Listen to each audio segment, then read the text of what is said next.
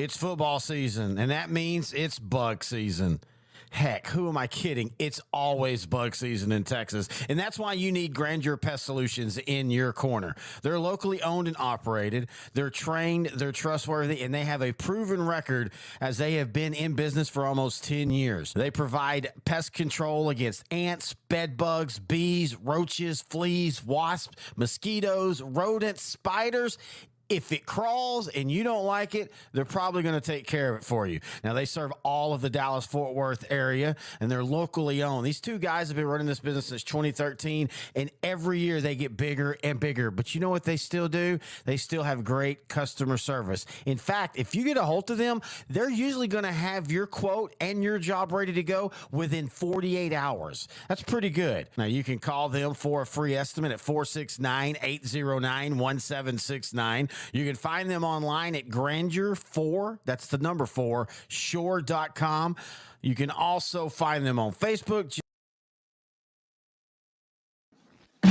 It's time for the old time happy hour. So pick up your step and smile a while. Time to sing along with friends of ours. Wink at your neighbor and lend her some sunshine. It's time to talk a little baseball. Hello, everybody. Terry Bennett, intern Noe, the pro commissioner. How you doing, buddy? I'm doing well, man. How are you? I'm looking forward to the new season. Tomorrow's the start in Tokyo. I think it's the Cubs and Dodgers. So I'm looking forward to it. What are your thoughts on that? They're doing the second year in a row, maybe even longer than that, but they're doing where they kind of start the season for these two teams, and then they're going to come back to America, and then the season starts. And I think they also will play like a couple of exhibition games in between. I like going to Tokyo and all that. I think that's cool, but I think that they can do it with travel the way it is now, and it's a lot easier. I mean, it's still pain in the butt to fly to Japan, but still it's easier. I think you could start them off in at least the same week of the regular season. I think because of the distance, travel, and all that, I think it's just a good way for teams to go there, come back, get acclimated to regular season, play a couple exhibition games, and then get right into the season. I'm okay with it. I think it's a start, just like what NFL did, just like what NHL is trying to do with the games in Finland recently with the Stars. NBA, I think they'll be the next at some point. They're going to be trying to do. They've already been trying to expand their game internationally, and you see the influx of talent in baseball, or not baseball, basketball. Like a lot of the best players are European right now. So I think it's just to get that global reach. Now I know Japan has they love baseball. They have a big baseball system out there, but just to bring MLB out there kind of just exposes them a little bit more to not just the Japanese players, but to other stars of MLB.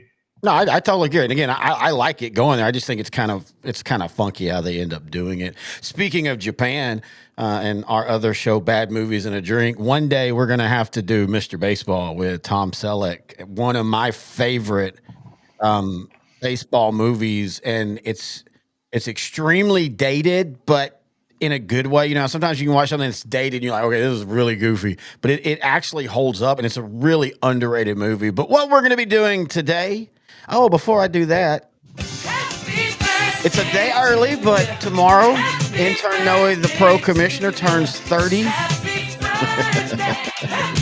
No one's gonna believe that. Happy birthday, bro. I don't know something. I've heard something about something don't crack. I'm not gonna say what it is. I'm just saying. No, but happy birthday, buddy.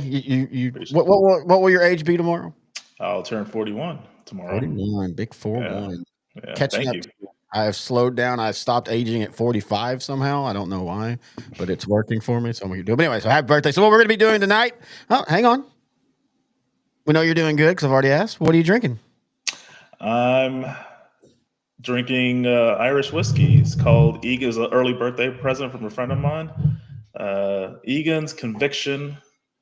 Well, I guess you can't see it. But anyway, it's Irish whiskey. It's aged in cognac cask, which is one of my favorite ways to age whiskey. I just like the cognac flavor. Yeah. 10 years old.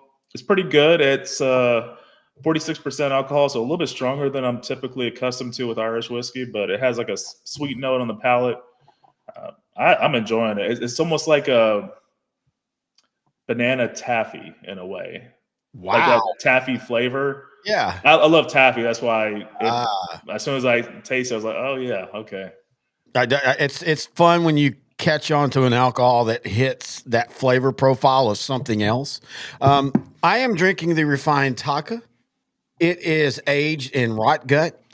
They take it out of the liver of people that have died of alcohol. They then squeeze the liver into a bottle, and it gives me all the special enzymes that'll help me get really, really plastered. No, I still contend if as far as vodka, cheap vodka works as long as it's not, something with a weird aftertaste like that Shiner one that was so sadly terrible. But we're pouring drinks tonight, and we're gonna have a little fun. This is a crossover. If we had, if Ryan was still on staff, we might have had the break of the glass, and then some music, and then oh my God, Texas Two Seams running into the ring. Because tonight this isn't just an outdrink the coverage show. This is the inaugural Texas Two Seam show for the 2025 season. You can see the logo right there, and the Texas Two Seam basically talks baseball, Rangers centric, but like when you're on this show, we will always kind of talk at all. That's just how you and I do things like that. But we're going to do like last year, and Ryan Fox did a wonderful job hosting it until he had left to go up to his new job. He will be joining us some in the summer because he's a huge Ranger fan. But what we're going to do tonight is we're kind of just advertising the Texas Two Seam while also predicting the baseball season here in 2025. I think just overall talk as we get into this, and we're just going to kind of just start right into it right now. It's really weird because outside of one team, everything else is super competitive. Like this feels like one of those years where we could easily have 3 or 4 division winners that come out of nowhere, or a couple of the wild card teams come out of nowhere. We should all be super, super excited for this year because of that. But you've got the Dodgers sitting there, and this is as close as I remember the 90s and the Yankees. The late 90s and the Yankees, where it didn't matter what everybody else was doing. You just knew they were going to probably end up having to play the Yankees. That's kind of how it feels this year. But I still think there's a lot of interesting baseball that's going to be played separate of them. Yeah, in both leagues. You see what the Mets did when, they got Juan Soto, and they were able to retain a lot of their good players from a year ago when they made it to, a couple rounds into the playoffs. I think they made it to the NLC. Yeah, they made it to the NLCS, lost in 6 games in a competitive 6 games to the Dodgers. So they just add on Soto to that. It's pretty good. That's a team I'll be looking out for. 1, because I love their uniforms, just beautiful uniforms, and 2, they look like to be a competitive team. Honestly, I know they might not go far, but the Central Division teams in both leagues, I'm really kind of excited for because they play the brand of baseball that I love: strong pitching and timely hitting. I think you called it Whitey ball back in the 80s. Whitey Herzog, rest in peace. Oh, I thought you meant something else. I thought you were about the 1880s. But no, yeah, Whitey. I mean, nobody really plays it like that anymore. You don't have the bunts. You don't have, you in today's baseball, you can't have a shortstop hitting 210 like Ozzie would. But I mean, Ozzie was just so magical. Man, 2011 destroyed me on 2 fronts because I always kind of liked the Cardinals too. And then, they cheated in that 2011 World Series and they scuffed all the baseballs and, and all that. But no, I loved Whitey Ball. Even though they were playing, at that time, oddly, again, this was back when it was 2 divisions. They were in the West, and man, it was them from 1980. Well, you could say 81 because the Astros made the playoffs, but really from 1985 to 1990, San Francisco, St. Louis, and Houston all kind of fought each other. Joe McGrain was a hell of a pitcher for the Cardinals. Him and Mike Scott were always 1 and 2 in the Cy Young race. And, you had Vince Coleman for the Mets, and then he eventually came over. Speaking of Mets, I agree with you 100%. One of the most underrated uniforms Like I love the blue. Of course, you know me, blue. I mean, but I love the blue, but I also love the orange. It's not quite Baltimore orange. It's its own orange. Like it's like University of Texas has their burnt orange that you can't really match. That's kind of how the Mets are. And you got to love Steve Cohen. They're you get Jacob deGrom off your books, you get Max Scherzer off your books, and so let's go screw it. Let's spend the amount that some countries pay in 5 years for all their people for Juan Soto. Now we'll talk about that. I watched a really interesting video on him. I will admit I don't get it. I think he's a wonderful player. Don't get me wrong, but I mean, are we just now at that point where? It's just like with quarterbacks. He's just the market rate because I mean, this is a guy that he hits the ball well, but I mean he's an okay fielder. He's an okay base runner.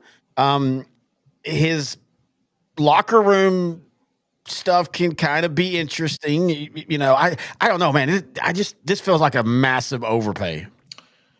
Well, you're being kind to him when you're talking about having okay defense. I would go on to say he's probably not a really good right fielder at all. He's a DH in 3 years. He is a DH in 3 years, which would be a perfect position for him. But he's 26. He was a stud with the Nationals when they won their World Series. He was a stud with the Padres when they traded for him. And with the Yankees, he was kind of that final piece that was able to get him over the hump and get him back to the World Series. Now, it wasn't enough to win the World Series, but again, he's 26. You're not getting him for his defensive prowess. You get him for what he did last year: 41 home runs, 109 RBIs. I know this stat doesn't mean anything anymore, but he had a 288 batting average, which to me, I still care about batting average. I think it's very important. Had 166 hits. So that's the kind of guy you're getting. And he's, like I said, he's only 26. He can already play well in a big environment like he did last year with the Yankees. He's just going to copy and paste that over with the Mets. But again, you danced around the question though. Is he worth the money that he got? To me, yes, because you saw what he did with the Padres. You saw what he did with the Yankees. Now let's remember, he was also part of the Padre team that everybody was like, it's their time. They're the next NL, power. They had beat the Dodgers the year before in the playoffs before the Phillies kind of caught them. Phillies just got hot at the right time. That's baseball type thing. And then the very next year, they don't even make the playoffs. And he was part of that. He started really, really slow. And again, the locker room stuff, he's known for his thing with pitchers. And I like that. I love that kind of, inside the game battle. But also in the locker room, it's not that I don't think he necessarily has a bad reputation, but he doesn't really have a good reputation either. I mean, again, when you're spending that much money, you're asking that guy to be the guy of your locker room. He seemed excited to come to the Mets, and the Yankees could have matched anything that the Mets would have offered. So just the fact that he wanted to go to the Mets says that he's motivated and he's going to try to improve upon what he did last season. I really think he's worth the money. I think at his age, being at the franchise that has a lot of talent around them, they have a great closer. I think they're a team that's going to be competitive. Now, is it enough to get over the hump and beat the Dodgers right now? Probably not. I think they'll give them a run for their money like they did last season. But having said that, I think this is a step in the right direction for the Mets. They're showing that they're wanting to invest in a winner. Yeah. Mets fans are like Jets fans. They've had issues just with consistent winning and management making bad decisions. So this is a good step for the Mets, in my opinion. I'll say this. I do think it's kind of funny how the year before, they'd done the fire sale. Of course, the Rangers were a benefit of a couple of those guys that got them to the World Series. And everybody was laughing at the Mets. And then last year, they just hard scrabble it and just keep fighting. And they have a magical run. Like, it was enjoyable. Like, the Mets were a fun baseball team to watch last year. They were. They started off slow, and then they just kind of caught fire. They won a lot of close games. I forgot what their record was last year. I think it was maybe 28-14 or something like that in one-run games. But they just kept winning and winning. And I like the Mets in 2015 when they made it to the World Series, basically based off of their outstanding pitching staff. So, this is a team. If I compare it to the NFL, I'm a Cowboys fan. I always have an AFC team or two. Yeah. Chargers, Browns, those are teams I've always liked in the AFC. Mets are kind of like my NL team that I've always just kind of admired from afar, just wanting them to succeed. Because as a kid, I grew up a Braves fan as well. Of course, a Ranger fan, but if I had other teams to watch, just because of TBS and WGN cable networks, I would watch the Braves, I would watch the White Sox, I'd watch the Cubs. So I naturally just gravitated toward those teams. But, as an adult, we have the internet. The Mets, they just seem like a hard luck franchise. They had their ups and downs. They've won a couple of World Series, but this team seems like this is the time where they have a window now, in my opinion. I think they have like a good 5-year window now where they need to do something. Yeah, that's the great thing about baseball, though, man, is it's you never know with that window. Like I said, I mean, Texas 3 years ago, we were like, man, they're never going to do anything again. 2011 that was it. That's our chance. And then, they win a World Series, and then the Mets, they spend $1 bazillion, then get rid of 90% of that, and then make the playoffs with this scrappy team, and then they spend $1 bazillion again. And maybe that's part of the concern I have with them. And we'll start in the National League here, and we're going to start here in a second. Maybe that's kind of the concern I have with Soto in that locker room is like, is he going to end up ruining something that was kind of special and kind of out of nowhere? Again, nobody thought that the Mets last year were going to do what they did and make the playoffs. We do have to bring up John Stafford's watching the show, and he jokes about, I have the wrong hat on. I should have this hat on. If you don't know, the Major League Baseball had this really cool idea, I guess, where they were going to put both logos superimposed on each other. And by the way, Sports Rehab's the page that we're a part of on Facebook. If you'd like to try to join, we have a stringent policy of how to get on, but you can message us and see. And if you don't know, that says Texas and then has the Texas T. Looks great, actually. It's kind of cool. The problem is if you read that like it is, it's basically Spanish slang for titties, which I don't understand what the issue is. Now, the funnier thing is that the Houston Astro fan base, rivals and all, making fun of that. Theirs, because of the way the H in the Astros actually said asshos. It's one of those things that somebody was not paying attention in marketing, because like the Angels look like it says anals, things like that.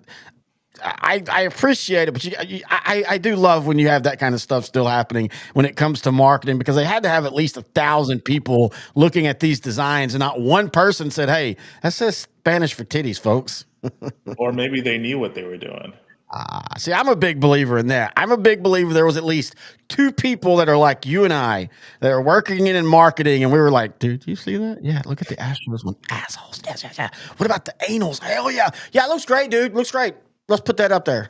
The Angels anal hat, probably the best thing we talk about the Angels this season. Boy, you are vicious on them. So it is kind of funny, though. This is why, if this is the first time you do our happy hour, we will get on track with predictions, but this is how we do the show. We just kind of rotate around. It is funny that Steve Cohen spins wildly for the Mets. And they've made a World Series. They've actually been a little bit more consistent than what people realize over the last few years. They've always been right around since going, let's say, 2014. They've been around 500 almost every year. They've made the playoffs 4 times. Of course, that they made the World Series in 2015, and one of the most improbable World Series ever, them versus Kansas City. But he spends all the money, and then it fails, and then he spends it again, and people are like, yeah, look at the Mets. The Angels have spent money, and at times the idea of what they spent looked good. Ohtani, getting him, smart. Mike Trout, smart. At the time, Anthony Rendon, that felt like a smart move. And yet it hasn't worked, and people make fun of them, and it's really weird because they're trying. They just can't get it all together. Yeah, I think it really started with the Anthony Rendon contract. I mean, you could say it started before then too, but to me, that was kind of the highlight, because this was a guy that tried his hardest, played well, a 30 homer, 100-yard RBI guy for Washington. Wins that amazing World Series against Houston in 2019, and then basically gets his retirement money with the Angels. I feel bad for them in that regard, because this is a guy that clearly had no passion for the game like he played up until that point. They paid for the guy that was a borderline MVP, and what they got was a guy that had no interest in playing. He'd rather just chill. Okay, so you feel, I mean, the way you're saying that, you're saying he is like he doesn't want to play. Now, he has made comments about, hey, family's more important, this is my job, all that. But I mean, dude, we've got about to be possibly 3-time NBA MVP who has won a title, who famously looks and acts like he does not give a crap about the game of basketball, but he goes out and plays. I don't think Rendon's like purposely dogging it. I think he's just hurt and he's just running bad luck. But because of things that he said, which it's really weird. This is that weird thing how we treat sports, is because he says, oh, this is just a job, people get mad. Well, I mean, it is just a job. Yeah, it's, as kids, we loved playing the sport. Yeah, I would love to have played pro baseball. That'd have been fun. But at the end of the day, that's still a tenuous, grinding, you're playing 5 out of 6 days, all that kind of stuff. I don't think it's necessarily bad for him to say, hey, this is just a job for me. Oh, I completely agree with you. I think family first. I think that's a good thing. But the problem is he took all that money knowing he was needing to be the superstar for the next few years. And he's going to get his money no matter what. So I think the drive, the motivation to play at an MVP caliber just went away.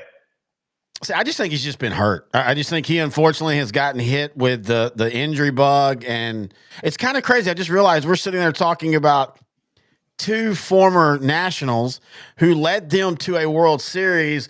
That World Series will be the forgotten World Series of the 10-year run. There's the thing that makes it memorable is that they beat a dynasty in the making, or an almost dynasty. I don't know what you'd call the Astros. I think they were a dynasty, but they knocked them off, and so why are you saying we're a dynasty? Are you thinking it's over now? Yeah, I think it's over now. I think that people will never. Again, we'll have a show one day about how the Ranger fan base hates John Daniels. It's one of the weirdest things ever. This dude basically built 3 World Series teams for a franchise that had never even had more than 1 playoff win. Yeah. And yet people hate him because they bought into this perception of Nolan Ryan, because Nolan Ryan is such a Texas legend. But John Daniels said this in 2016. He said, look, we're not the Yankees. We're not the Red Sox. We don't have that spending. So what we do as a real world team is you get your prospects, you build, and you hope that group works. You ride them as long as you can.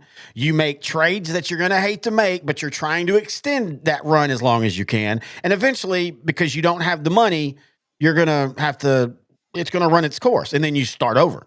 And Houston is right at that era where they could still I could still see them winning a World Series. I could still see them winning the division. I can still see them winning 97, 98, 100 games. But that depth is gone. So I can also see them only winning 70 games and running through some injuries and things like that. So, yeah, I do think we're at least at the sunset of the division. But we'll get that. We'll talk about AL West, of course. We'll talk at the end of the show. We're going to go through it. We're going to start with the NL. But first, I want to talk about the L Dogs combo of the month, and that is the OWT dog. You cannot get more Texas than this one, brother. It's all beef dog topped with homemade chili, mustard, cheese, and Fritos. That's the defining thing right there. You know me, even before we ever heard of L Dogs, I put chips on my hot dogs. I put Fritos or Ruffles when I do chili cheese dogs. I even put chips on my regular sandwiches, but especially on those. You and me both. Yeah. Yep, and you and I, it's cool. So next weekend, we're going to go up to where he's going to be serving at the Frisco Farmers Market at 9215 John W. Elliott Drive in Frisco. And by the way, that's every 10 a.m. to 4 p.m. Saturday and Sunday. You and I are going to go up there, and we're going to have some dogs. And you, because of Lent, you're going to try the vegan dog, which I'm very interested to see because it looks good. I'm not going to say it sounds good because when you describe a vegan product, it just doesn't, because you're using words like potato tying starch and rice based. But the picture, it actually looks like a pretty darn good looking hot dog. Yeah, I can't wait to try it. I've only tried one in my lifetime. I had the Beyond Burger, not Beyond Burger, Beyond Sausage. That was actually okay, but now I don't really care for it. So the hot dog one I've had was actually in Vegas one time. I was just out there, and it was during Lent, and there was one available, so I tried it. I didn't really care for it, but I'm pretty sure Ella Dog's gonna impress me. Didn't we back in the day when they first came out? Didn't we try the Beyond Burger Whoppers? I think we did, didn't we? The Impossible Whoppers, yeah, and I actually did like those. Those were actually pretty good. You needed to hide it in the condiments. You needed to hide it with the mustard and the mayonnaise. I think if that's the only sandwich I've ever had mustard, mayonnaise, and ketchup. And it's funny you say that about you tried the Beyond Sausage and you liked it at first. That was my issue because I have done this with you before, the Lent thing, and it's really tough. And the toughest thing is you try something once and you think you like it. Like I remember Studio Wife got us the fake shrimp from a place, and the first time I was like, okay, that's passable. And then the next time she got it, it was like, okay, this tastes like rubber. Yeah. It's like you can fool your mind sometimes, but that second time, it doesn't. But anyway, the OWT dog is the combo of the month, $3 off. So when you go there, just mention, outdrink the coverage, and you would like the OWT dog combo, which is the hot dog, a drink, and a bag of chips. And so we'll be talking more about them. But let's go ahead and get started. And we're going to start. Let's go ahead and start. Let me see here. We're going to start National League. And here is our thing. Oh, look at that graphics. I love it. You can tell you and I love logos. All right, so what we're going to be doing here is we're just going to go down and these are our picks. And for the most part, you and I agree on every playoff team. I just realized that except for the Central. But we agree on the East. The two teams, we have different division winners, but we agree both of them make the playoffs. We both have LA in the playoffs. We both have the Phillies and the Diamondbacks as wild cards. Again, me and you just have the East switched. But let's start in that Central because, like you said, I don't really know if the Central will be anything in the playoffs, but I do think the Central race will be fun in the National League. I really think so too. There's a lot to like about the NL Central. I guess I can start with probably with the Cardinals. Just work my way up. So the Cardinals, they had probably the worst offseason in baseball. They did absolutely nothing, and the one goal they had was to trade Nolan Arenado, and they didn't accomplish that. Having said that, they still have some semblance of a good team. So last year they won 83 games. I think they'll still be competitive.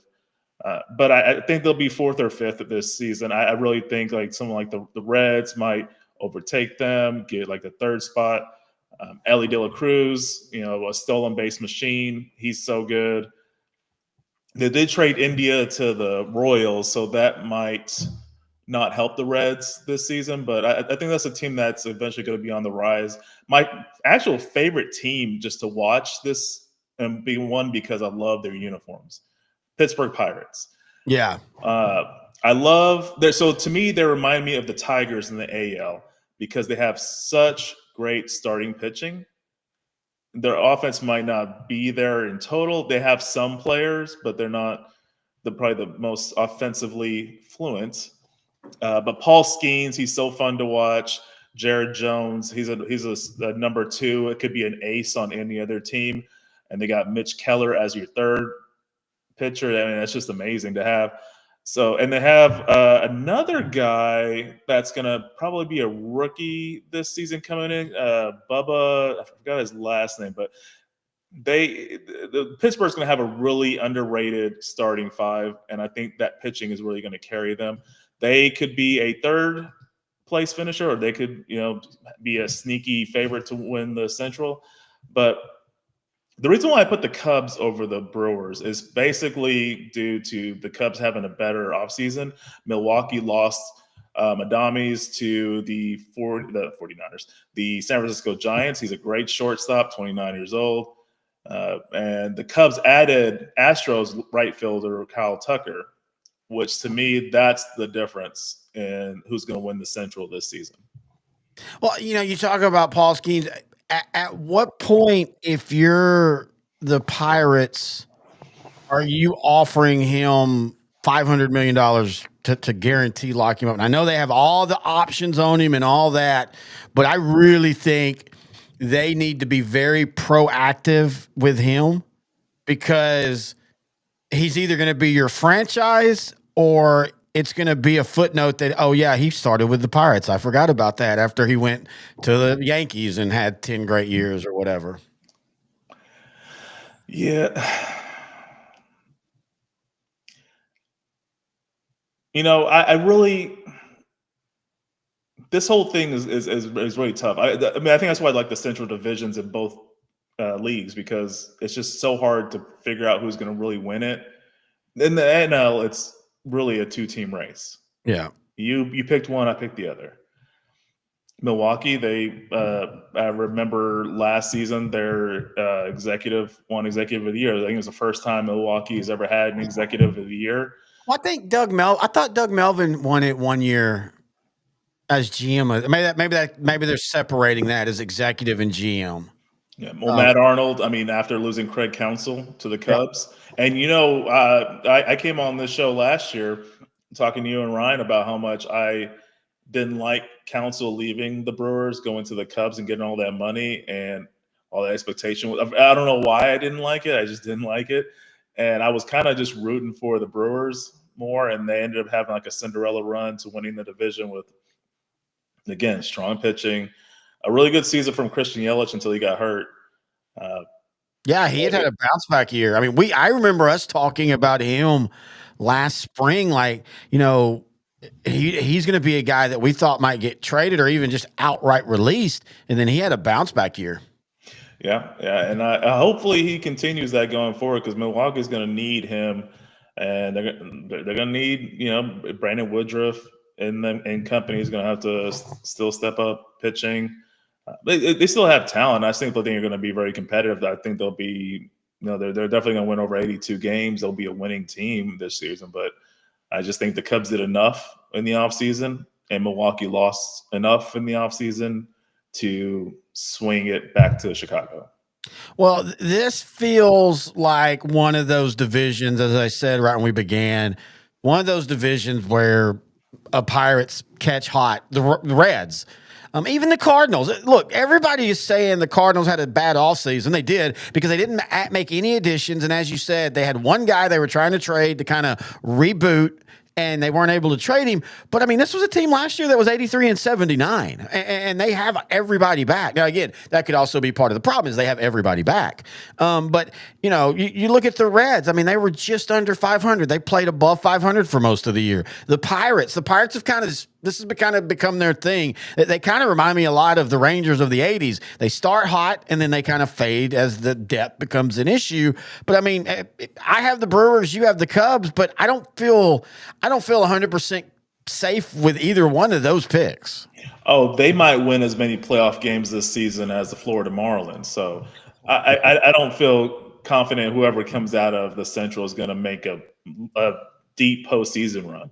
But we have to pick a winner. So, all right. So you have the Cubs. I have the Brewers. I think it's going to be it's going to be competitive like the AL Central, but with the difference is there's not one terrible team in the Central. In fact, that's the thing that makes it interesting is, again, you could make a case for every team in that division if things go their right way, if, lack of injuries, a key trade, all that. Legitimately, I think any team in the Central could possibly win that division. I have it the Brewers. I have the Cubs. In saying that, though, nobody else, there's no wild cards in this team. Whoever wins the division, that's the only playoff team from the Central for me. That is something you and I can agree on.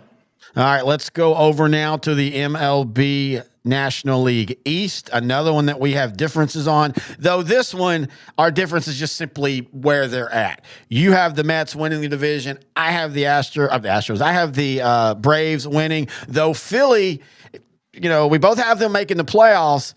Philly feels like the team that could do what they did a couple years ago and kind of slide in past either one of those teams if, the Braves or blah, blah, blah, blah, the Mets have a slow start. And also, you can't really trust the Mets still.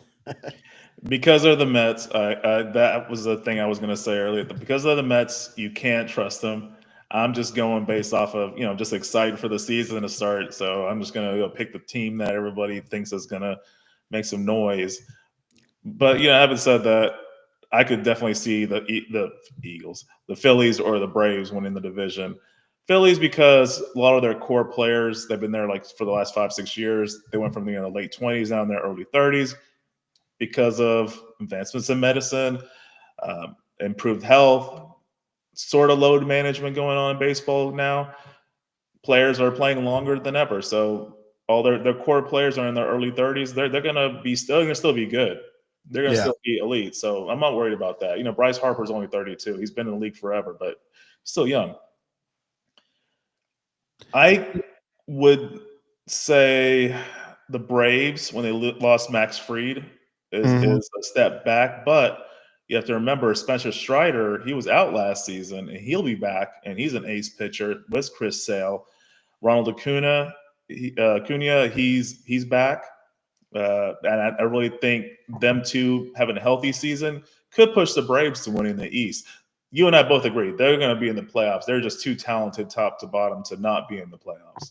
Well, and Atlanta and Texas were the two teams that had made the playoffs the year before that if anything could go wrong, it went wrong for them last year. Injuries for both sides. In Atlanta, like you're saying, Acuna now, 2 out of 3 years, he's basically missed the whole year pretty early. If they can stay healthy, I think they're the deepest team outside of the Dodgers and the Diamondbacks. And we'll talk about the Diamondbacks in a minute. I think Atlanta, if there's a team that can beat the Dodgers in the NL, it's Atlanta. Because Atlanta can match them in a playoff rotation of 4. Atlanta's the one team in the National League that can match them and have the bats behind that as well. Now I remember why I picked the Mets. And it has to do with Ronald Acuna's younger brother. Yeah. Luis Angel. Former Ranger who was part of a trade to get Jacob deGrom, if I'm not mistaken, or Max Scherzer, one or the other. But anyway, it was a trade with to the Mets, and he's probably going to play second base this season. So I was really excited to hear about that because I've heard so many good things about him, especially from the winter leagues, spring training. But yeah, he was like a big reason, and he might be in contention for NL Rookie of the Year if all things play out the way I think it's going to play out. Well, and he was one of those that when the Rangers made that move, it was like we need to make that move, but God, that really hurts to make that move. Like you knew he was maybe not as good as his brother, but you knew he was going to be really, really special. Mario Scott said that the Cardinals were disappointing last year. This is the thing about them, man. They have gotten so good at being consistently good that when they don't make the playoffs for a couple of years, it's weird.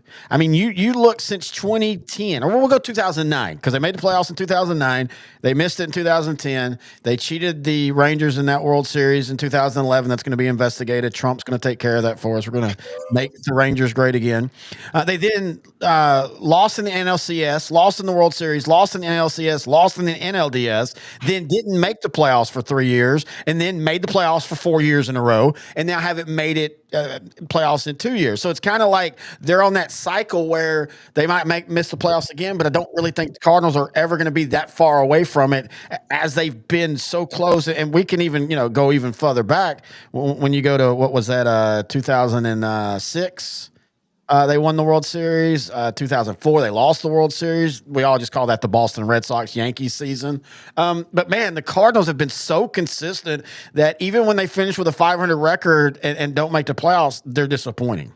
And if I'm not mistaken, part of the reason why the Cardinals weren't able to catch up with the Brewers and the Cubs was because Paul Goldschmidt kind of had a down year for his lofty standards. And a lot of people, and Yankees especially, they're expecting him to have a bounce back for sure since they just acquired him. But I think that was another part of the reason why the Cardinals weren't as good last season. But they still had a winning program. Yeah, and again, it's not like they got bad. It's just everybody around them got better. That is a good point. Like the Pirates stole some victories. The Cubs got better. Yeah, that does happen. That's why the Dodgers only won 98 games. I know there's a lot of people thinking that they're gonna shock the world and win 120 this season just because of all the starting and relief pitching they added in the offseason. But if other teams get better as well, those teams are going to vulture some wins. Yeah. So even if the Dodgers win 95 or 93 games, I still think they're a better team this year than they were last year.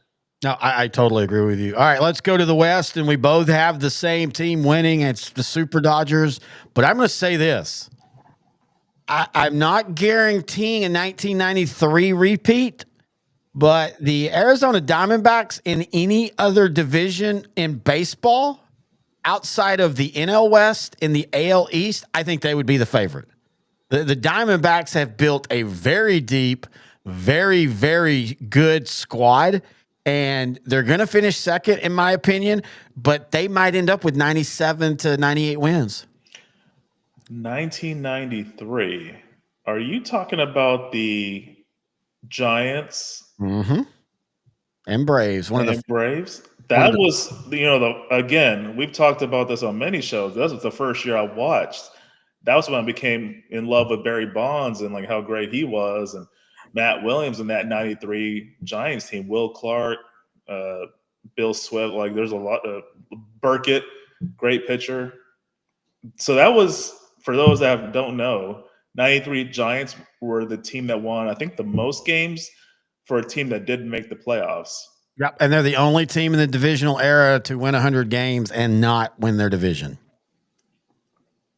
I think it was the last year before they started having a wild card, because the very next year was a strike. Yeah, and then in 94 or 95 they started, and this was kind of the season that pointed that this is the wild card thing had been talked about for a while, but this was kind of what pushed it over the Giants. If I remember correctly, they won 102 games and the Braves won 103, or the Braves won 104 and they won 103. I can't remember. It was one game, and it all came down to the last day of the season. They were tied. The Giants had they got super hot real late. Like the Braves had like a 6 or 7 game lead over them, and then they just closed out the last like 20 games with like a 17 out of 20 or something like that. But they lose to the Dodgers on the last game. The Braves won, and if both teams would have won, we'd have had the 100 game 163, which everybody was wanting. But the Giants they just ran out of steam. Yeah, they got blown out by the Dodgers. I remember Matt Williams in a post-game interview. He was very not happy with that situation. He was very mad that a division rival in the Dodgers just obliterated them in game 162 to prevent them from even making the playoffs. And, that just gave more justification to expand that playoff format, because, way back when, baseball has been around for over 150 years. You don't want that many teams. But now you get, fast forward to 92, 93, you have almost 30 teams. So there was a need to expand the playoff system. And I'm fine with that. Oh, yeah. Me too. You're playing so many games in the regular season just for only 4 teams to make the playoffs. Because back then it was 2 divisions per league. The division winner played in a best of 5. And so, yeah, there was definitely a need to expand that. And I definitely I'm okay with the current format too. Let's be honest. As Ranger fans, without the format, they don't make the playoffs. The World Series team doesn't even make the playoffs with the old format. And I'm like you. I think, it's such a long season. I don't like the whole one game thing. That's weird in baseball for me. I do wish they would maybe go best of 3. I think it should be best of 3, best of 5, best of 7. So best of 3 for the wild cards, best of 7 for the division, or best of 5 for the division, best of 7 for the championship series, and best of 7 for the World Series. I want to say they just started doing that this past season. They did. As I was saying that, I think they did. So all that points to the AL or the NL West, where you're going to have, I think, 3 really good teams. 1 average and 1 trash. Yeah. Who's the trash? Colorado. Yeah, we'll talk about them in a minute. Yeah, Giants in any other division probably fights for a playoff spot all year, and they still could. I mean, they're still they're you know, you do all that. I love all reading predictions, but my favorites are the worst case, best case scenario articles when you're starting a season.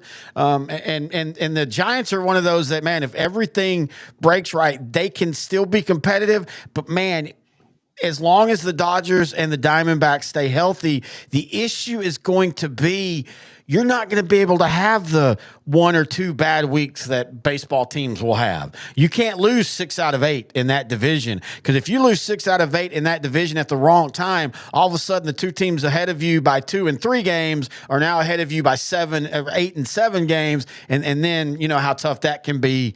I don't know if the Giants can be consistent enough. Yeah, things do have to break right for the Giants. I definitely agree with you. Getting a 42-year-old Justin Verlander, you're going to need him to get to 30 starts. You're going to need shortstop Willie Adames to be 30 plus homers, 100 RBIs. You need Max Chapman at third base to just have a career year. Like, there's a lot of things that have to fall in place. Kind of like with I think the 2021 Giants that won 106-7 games with Gabe Kapler at manager. They had a great season, but they were winning a lot of close games. Yeah, and weird games. There was no real superstar in that lineup. I think Brandon Belt was one of their best. Like, it was just a weird season where things just fell right. You were really passionate about NL West baseball back then. I remember you tell me you'd stay up sometimes and just watch that. So you were really following it. And then what happened the next season? They went 80 games or 81 games. So they just had an outlier in 21, and then the rest of the years they were just kind of went back to what they really are, a 500 team. Yeah, and the significant thing about the Giants this year is future Hall of Famer, former Giant catcher Buster Posey is running the organization. They bring in Willie Adams, really good shortstop. Can he stay healthy? They bring in, as you said, Justin Verlander. Can he stay healthy? Will Logan Webb stay healthy? Not that he's been hurt, but how many times? I mean, this is one of the tells as old as baseball. When a guy has an amazing year pitching, for some reason, it always seems like the next year an injury will happen. And it'll be a bad injury. And so, can he stay healthy? Young Ho Lee, who was, he was the guy that they brought in last year, who was supposed to be real big, and he was injured for almost the whole season. And saying that, they still finished 80 and 82. I kind of feel like that's about where they're going to end up this year. They're going to end up around 500. Best case scenario for me is they get the third wild card. I do not see in any world they can leapfrog both the Dodgers and the Diamondbacks. I'm telling you, man, the Diamondbacks, this was that World Series was weird, and it was weird because nobody, people had said, the Rangers have if DeGrom can stay healthy, which he couldn't, if Max Scherzer can stay healthy, which he couldn't for most of the year, if they have all that, then the Rangers could make the playoffs. And of course, they go on a magical run. They go 14-0 on the road. But the team that they beat in the World Series, I don't think people realize, because they were probably a year early. I don't think people realize just how deep and how good the Arizona Diamondbacks are. Yeah, they're fantastic. Just one more thing to say about the Giants, that another thing that could propel them is if Robbie Ray goes back to what he was in 2021. Yes, exactly. Good point. Where he was a Cy Young Award winner. He's still in that starting rotation, so that'll be big for them. But switching over to the Diamondbacks, that 2023 World Series. Diamondbacks had no business being there, but they were there. They were young. They were very happy, especially after that Game 2 where they just destroyed Texas in Arlington. I really thought that the Diamondbacks might have actually, disappoint you and me yet again. But what ended up happening was, the Rangers came back and took care of business in Arizona. But this Arizona, getting Corbin Burns, yes, from the Orioles, who was a standout with the Brewers before that. Oh, and you still have Zach Gallen, you have Merrill Kelly, Brandon Pfaadt. Like, this is a really good starting rotation. They have a pretty solid bullpen. And they got Josh Naylor. They lost Christian Walker to the Astros, but I don't really think that's too big. Like Naylor is younger, so he'll be there longer, and I think he still has a good upside. But I mean, yeah, Gurriel, Suarez, it's Marte, one of the best second basemen in baseball right now. So Marte, I mean, he had it'll get lost because they lost how magical his playoffs were in 2023. And then he responded last year for the season with 36 home runs. I think he batted 290. I mean, he's now legitimately in the MVP race in the major league or in the National League. And I'm like you, though. This all rests on, does Burnes continue what he does, or does he take a step back? If he takes a step back, well, then you got to worry. They need Corbin Carroll to get back into form. He was the rookie of the year in 2023. He had a great playoffs. And then last year, he was kind of hurt and he was kind of struggling at times. But if he gets back into it, and they've got, outside of Berman, they have such a really good, solid pitching rotation with Zach Gallen, Merrill Kelly. I really do feel like this is one of those teams that if they get into the playoffs, nobody's going to want to play them. Yeah, they're very solid top to bottom. Not many weaknesses. I agree. There's not 5 teams I could name that could realistically beat the Diamondbacks in a best of 7. All right, now we will not say who we think is going to make the playoffs yet. I mean, who's going to make the how the playoffs will go. We'll do that when we flip over. We're about to do the AFC first. I mean AL first. But before we do that, I gotta remember. Hang on, I gotta remember which one this is. Hang on. Nope. Nope. Hang on. I want this turned off. What? Crazy. Where did he? Oh, don't tell me I got rid of it. What in the outdrank the coverage is going on here? Is this it? One of them isn't playing. Nope, that's not it. I guess I did. Oh well. You might have replaced that with the birthday one. No, I didn't. Anyway, it's the Suck What? Sucky teams that will suck in 2025. Suck What, where cowfish culture meets Cajun style. Go to www.suckwhat.com. Get all your Cajun apparel and needs.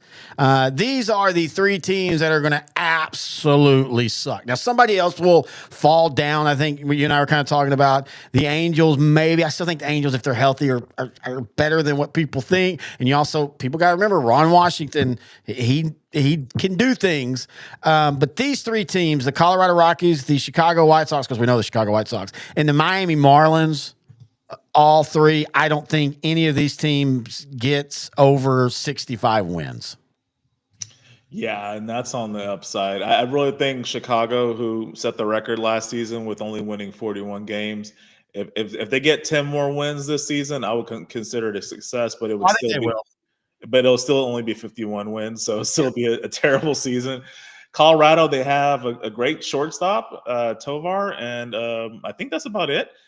Miami, they have a great pitcher and Sandy Alcantara, and that's about it. He'll be trade bait by midseason.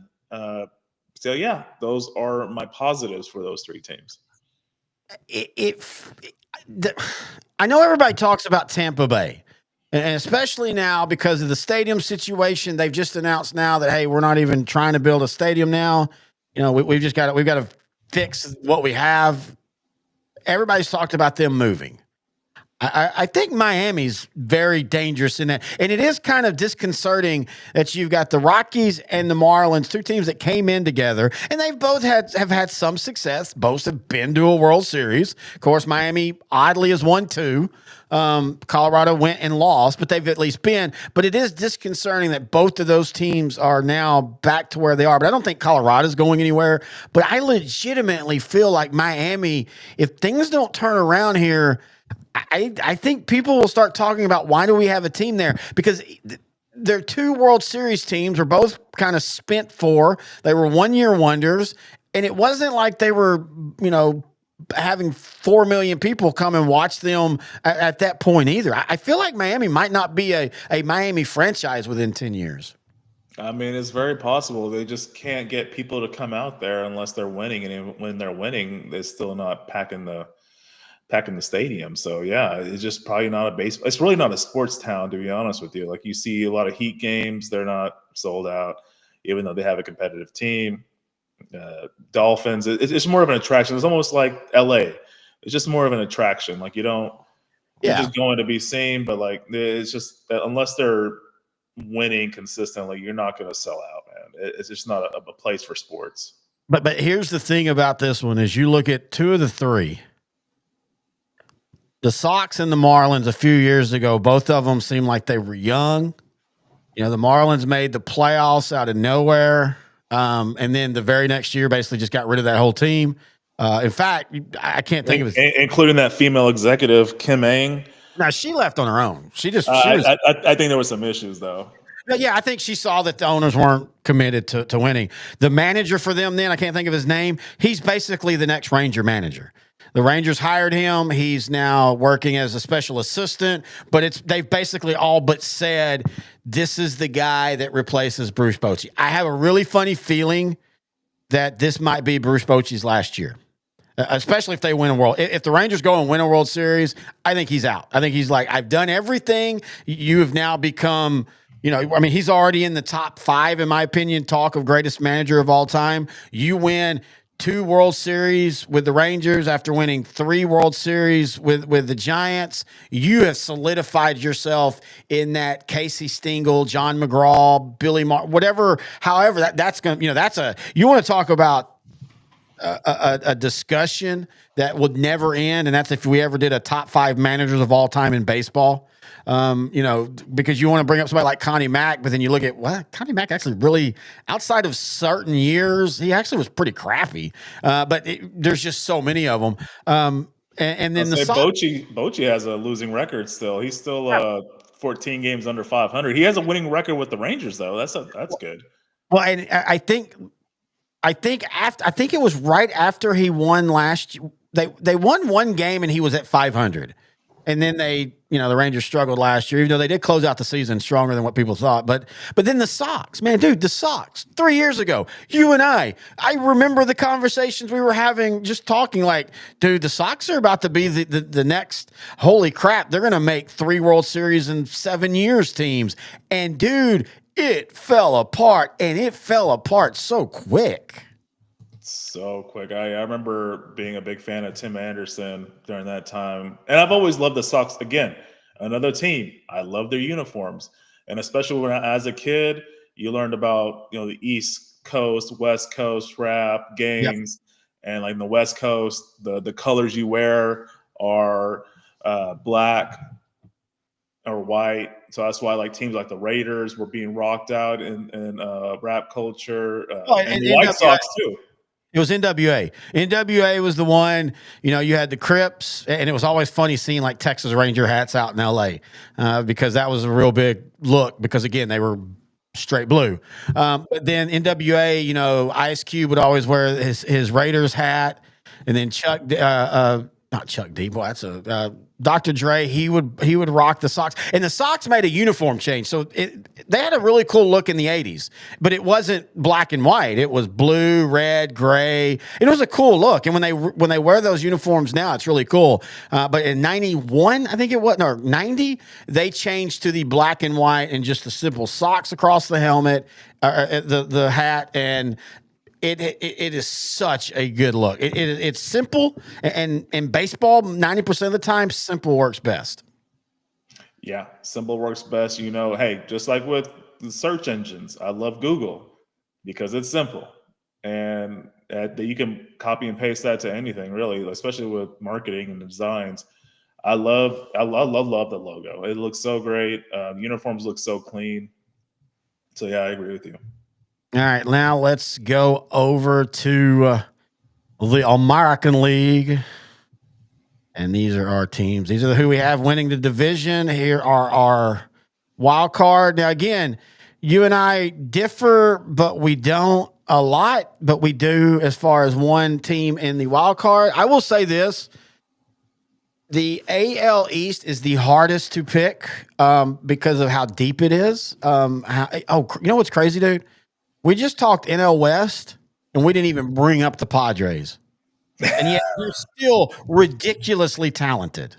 Oh yeah, They yeah. still, I mean, again, if the Dodgers or Diamondback falter, the Padres could easily slide in there and be a playoff team. And in fact, I think they'll win 86, 87 games this year.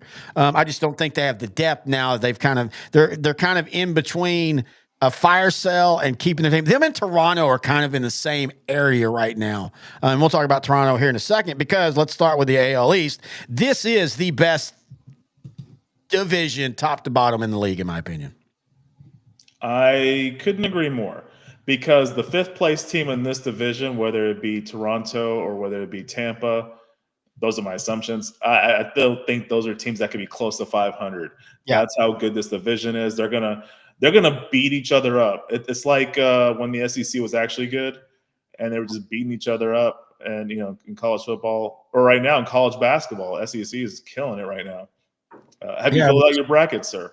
Heck no. I don't. Man, college basketball is the sport that I loved all sports. And you and I have talked about this. As you get older, I just think eventually you just kind of start going, okay, I can't follow them all anymore. And so you pick and choose. In college basketball, I will watch, I'll probably watch the play-in game because it's Texas and Xavier. Man, them and Xavier always end up playing against each other in the NCAA. This is the fourth time they've played each other. I'll watch it, and I'll watch the first couple days because it's always exciting. You've got 42 games going on, a new game starting every 90 minutes. But honestly, man, we were talking about this in NBA stuff. Basketball, all sports have gotten really analytical and weird. Basketball is kind of just, I don't want to say unwatchable, but I just don't enjoy the game right now. I agree. I don't enjoy it as much either, but I got to fill the bracket out. And I had to pick St. John's this year, man. I really think they're going to do it. Take a hooker, Patino. That's the main reason. Like, they had such a great season. I think they're a 2 seed. I'm on the bandwagon for this. Dude, I've told you this before, but I grew up with the Big East in the 80s. St. John's with Lou Carnesecca, Raleigh Massimino at Villanova, John Thompson at Georgetown, Rick Pitino was there with Providence and all that. But man, like I always joked that I legitimately thought Georgetown was a historically black college because you never saw a white dude on the team.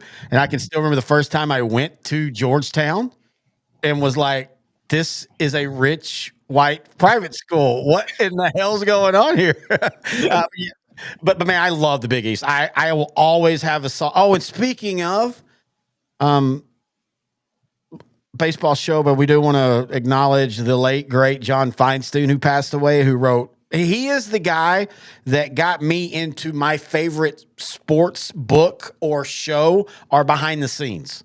Following a team for a year, following a league for a year, things like that. And John Feinstein was a big writer on the Big East and things like that. So, yeah. But I just don't watch basketball anymore. But anyway, let's go to baseball. All right, so AL East.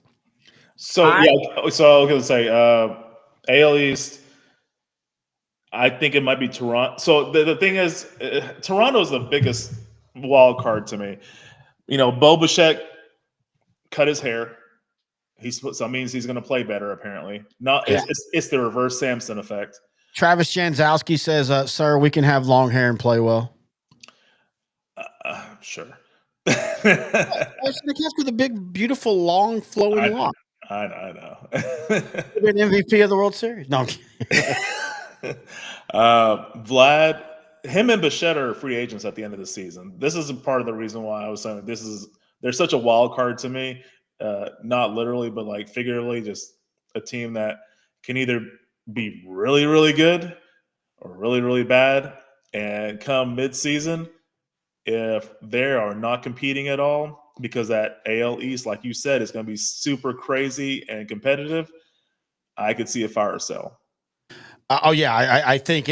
I mean, even dude, it might even be a situation. Now, to be fair, they were in on the Juan Soto talks, but You said it best. Hey, you know what? We didn't even mention him that much, but Roki Sasaki, the guy from Japan that came over to the Dodgers, Toronto for like a hot second, they were the favorite to get Yeah, him. they were the favorite, supposedly. Now, I agree with you about Guerrero Jr. and Bichette. Both of them have kind of leveled off.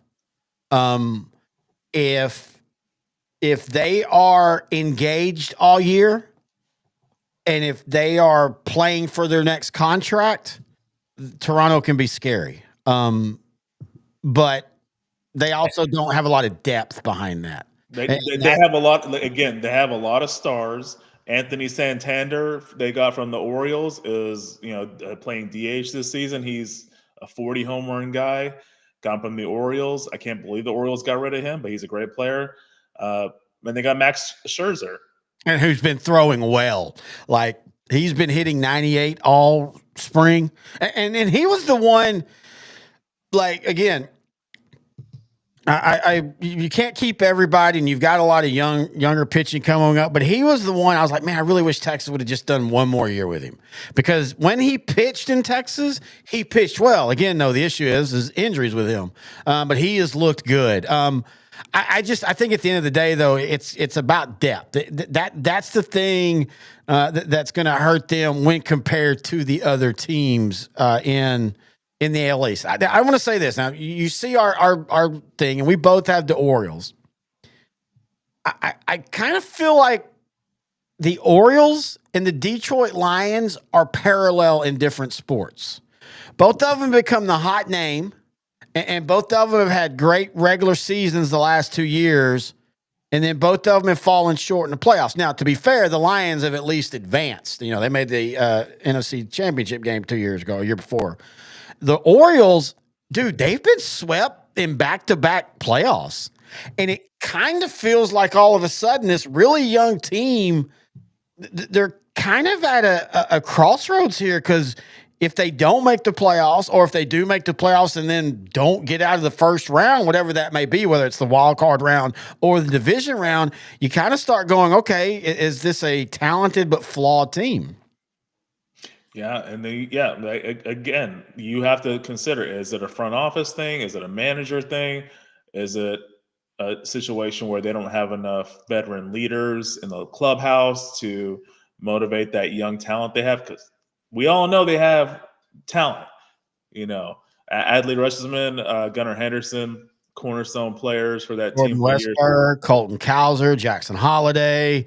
This team is absolutely loaded. But let's also, again, going back to, let's not forget, they looked for the first half of the year like the Baltimore Orioles that we thought they were going to be. And then in the second half, they kind of collapsed. They collapsed.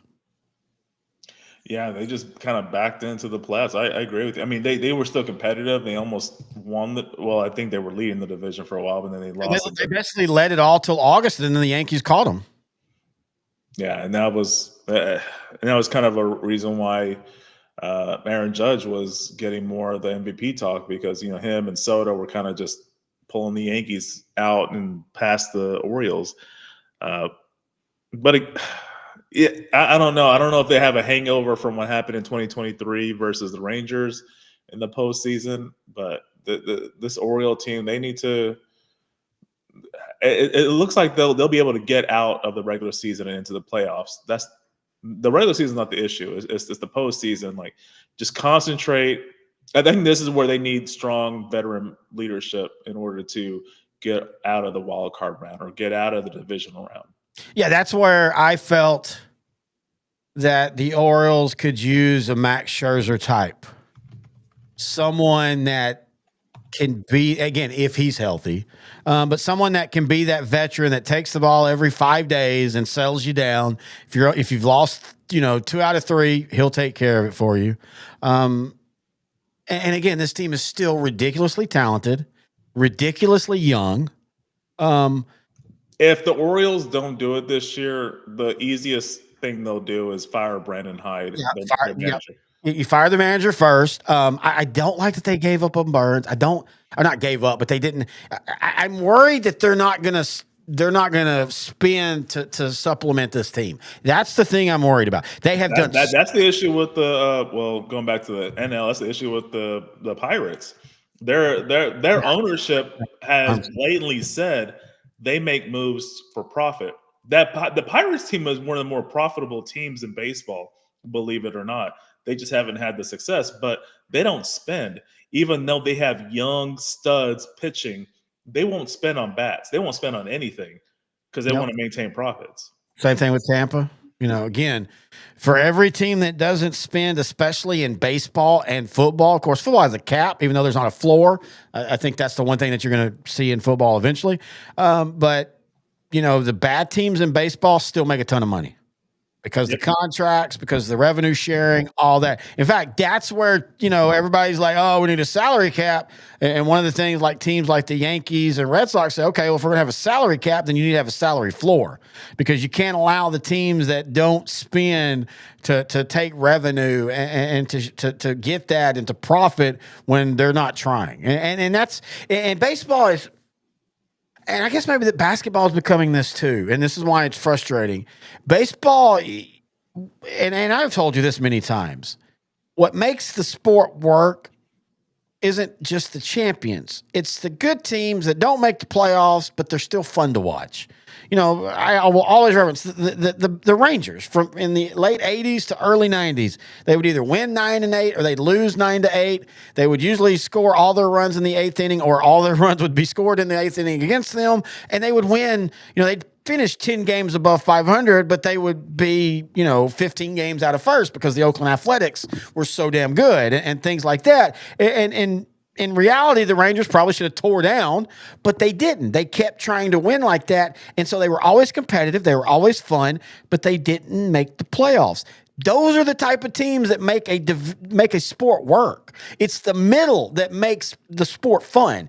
You and I referenced the 80s NBA and the 90s. The 90s, it was the Cavaliers. The 80s, it was the Milwaukee Bucks, who was really, really good, but they just, you couldn't get past Chicago, Detroit, and Boston. But they were a fun team. Cleveland, in the early 90s, the exact same way.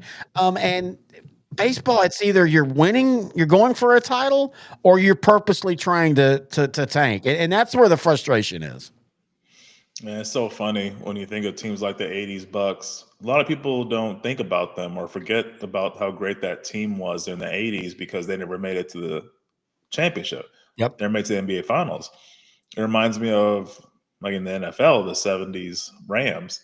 They 2000s Chargers. The 2000 Chargers. But with the Rams, they at least made the Super Bowl, but it was their worst version of their team. It was just a down year in the NFC, but a 9-7 NFC West champion LA Rams made it to the Super Bowl just because it was a down year. But yeah, poor Chargers in the 2000s. They had so many great. Hey, speaking of, we're gonna be doing a show about the 2004 season, and that's kind of the start of the emergence of the 2000s Chargers, led by Drew Brees and Antonio Gates and Marty Schottenheimer. Rest in peace. So. Yeah, we got Shotty Ball in Dallas, baby. Shotty Ball. Okay, let's segue back to baseball. Let's now talk about the Yankees, because the Yankees, Garrett Cole, he's out for the year. That just feels like, the tire was already a little low because they didn't sign Juan Soto, and this was one of the first times that we at least saw that they actually got outbid. They allowed it, but they got outbid. They got outbid by the crosstown rival. And the Yankees are, again, they're one of those teams I can easily see them, Aaron Judge having 60 home runs, 130 RBIs, and they're right there. But I kind of feel like this is going to be a year where the Yankees take a huge step back. Maybe. So you have the wild card, as you can see on the list. I want to get rid of it. Here's my thing. I think they're going to switch more to a defensive-oriented team, only because they added Max Fried from the Braves. I'm sorry. Did you see that defensive collapse in the World Series? They added Cody Bellinger. Really good player. He's basically the Juan Soto replacement. Not the offensive power, but he is a great defensive outfielder, and I Yeah. think that will go a long way. Now, here's the big wild card: Paul Goldschmidt. Can he return back to his MVP form for at least 1 year? And to me, that will dictate how the rest of the season for the Yankees is going to go. I think everything else might. I think without that, they're still a 90-win team. But if Goldschmidt at first base provides any kind of resemblance to his MVP form, I think the New York Yankees in 2025 are going to be a problem for everybody. I agree. I 100% agree. I just don't know if that'll happen. Goldschmidt's one of those guys that he's going to make the Hall of Fame, but people don't really know him because of where he played, and especially early on in his career playing for Arizona and playing for some really bad Arizona teams. Oh, I apologize. I have to say one more thing. Yeah, go ahead. I love that they got Devin Williams from Yes. the Brewers. He's a great relief pitcher. And again, this is going back to what I was saying. I think the Yankees are going to shift more from an offensive power to more of like the 96 Yankees where they're more team defensive oriented. Does that work now, though? I mean, We'll we're see. in the era of strikeouts and home runs. Their offseason basically said that that's the strategy they're going to go, and let's see if it even works. I don't know. Yeah. All right. And then again, we talked about Toronto. Tampa's still a team that could easily win 83, 84 games. I mean, it's Tampa. Tampa's going to do Tampa things. Their roster's not going to blow your mind, but their metrics when their pitching is going to be really solid. They're either going to have a good year because they're going to win a bunch of one-run games, or they're going to struggle because they're going to lose a bunch of one-run games. And that's literally what happened last year. They just could not win those close games that they had won in 2023 that got them into the playoffs. And man, you think all 5 of the Tampa Devil Ray fans hate the Rangers? Because whenever Tampa makes the playoffs, the Rangers just tend to be there and just tend to beat them. Oh man, they probably do. And I fun. love the fact that you called them Devil Rays. There'll always be the Devil Rays to me. It is fun to know that as a Ranger fan, and yes, we have the World Series. And to be fair, since 2012, since 2010, so the last 15 years, the Rangers have legitimate playoff success. We're talking 3 World Series and 7 playoff appearances. But it's nice to know that there's at least one team in Tampa that rues the day when we play them in the playoffs. We get them. Oh, and also Houston, because how many playoff series wins has Houston over Texas? 0. Just saying. All right, let's go to the AL Central. This is like the NL Central, but different. There's a lot of quality in the Central and the AL.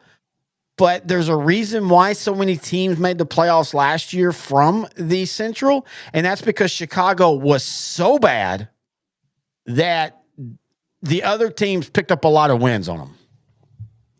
Man, you hit the nail on the head there, sir. And I think that's going to be the same case in 2025. The only thing I could say would be different is I think maybe Minnesota with a healthy, Carlos Correa,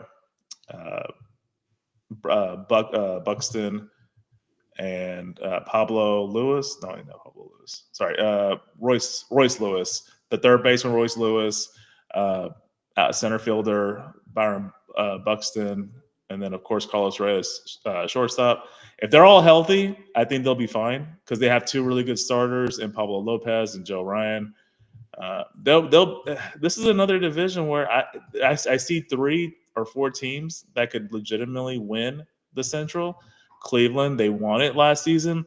Kansas City, they got who's now going to be the best player in baseball, Bobby Witt Jr. Detroit Tigers with their starting pitching is ridiculous. Cleveland Guardians relief pitching is ridiculous. And then the Twins, they have a lot of great starters, not much depth, but it's a 4-team race in that one division. It really could be anybody. You could have picked anybody else, and I would have said outside of Chicago, of course, and I would have agreed with you. Yeah. But I do think Chicago is going to be better this year. I think that, but again, better by what? 60 wins? I mean, they're not going to win over 65 games, but I do think if they win 65 games, that's a 24-game improvement. That would be amazing. You should, whoever I don't even know the manager of the Chicago White Sox. That's how bad they were last season. I'm just gonna look at it right now because I really don't know, and because they won 41 games, it's an all-time record for the lowest amount of wins in a season for a baseball team. They completely tanked, like openly, didn't even hide it. We are terrible, blah, blah, blah. It's just crazy how bad they were, and hey, good for them. They're gonna start building, and I think they have legitimate opportunities to get really good. They have a really good player in Luis Robert Jr. at center field, who definitely won't end the season with them. But I think by 2027, 2028, I think the White Sox might actually be contenders. I still would love to know what happened to the team that was supposed to be the next dynasty that collapsed. That was Tony La Russa in 2022. They finished 500, and I think that was it. Will Venable is the manager. Yeah, that's right. That's right. Former. Yeah, Tony La Russa, as great as he was, great manager. Won a World Series with the Athletics, won a World Series with the Cardinals, all that. That last year, I don't know what. Well, I'm not gonna say I don't know what the management was thinking. I get it. It's Tony La Russa, but man, that was like the worst hire. Falling asleep in the dugout, literally calling out his own players for stuff, because he's old school and all that. But yeah, anyway, so my point is that the White Sox will at least be more competitive. So you're not going to have all these teams having, just 20 wins against them. I don't feel comfortable. You and I both ended up independently going with Detroit. I don't feel comfortable in that. I think Minnesota still could be a contender, but they could also finish 10 games under 500. I think Cleveland can still be a contender. They could also finish 10 games under 500. And the same thing with Kansas City as well. Yeah. I think the reason why I picked Detroit was because of that rookie phenom Jackson Jobe coming in, and I think he's going to start. He'll be one of the top 5 starters for their pitching staff. They had the Cy Young winner, Skubal. They got another good pitcher, Flattery, and they got Jackson Jobe coming up. I just feel like that will be the difference in this division for this season. Cleveland, they just had a magical run in 2024. They made it to the ALCS. They lost to the Yankees there.